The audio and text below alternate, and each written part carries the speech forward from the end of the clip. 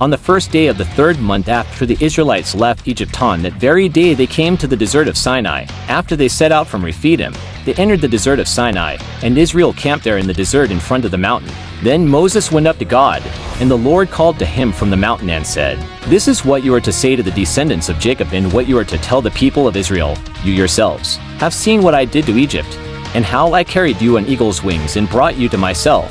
Now if you obey me fully and keep my covenant, then out of all nations you will be my treasured possession.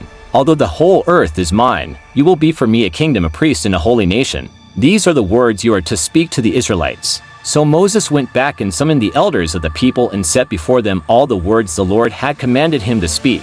The people all responded together, "We will do everything the Lord has said." So Moses brought their answer back to the Lord. The Lord said to Moses, "I am going to come to you in a dense cloud, so that the people will hear me speaking with you and will always put their trust in you." Then Moses told the Lord what the people had said. And the Lord said to Moses, "Go to the people and consecrate them today and tomorrow. Have them wash their clothes and be ready by the third day, because on that day the Lord will come down on Mount Sinai in the sight of all the people. Put limits for the people around the mountain and tell them, 'Be careful that you do not approach the mountain or touch the foot of it. Whoever touches the mountain is to be put to death. They are to be stoned or shot with arrows.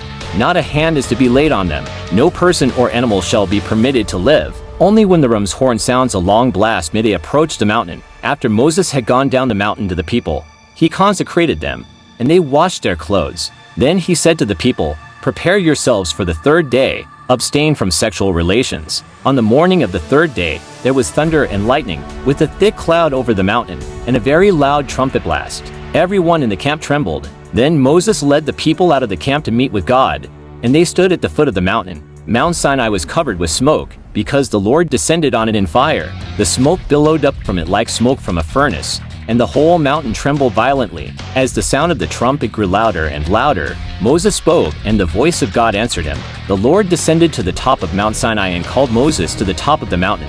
So Moses went up, and the Lord said to him, "Go down and warn the people so they do not force their way through to see the Lord, and many of them perish. Even the priests who approach the Lord must consecrate themselves, or the Lord will break out against them."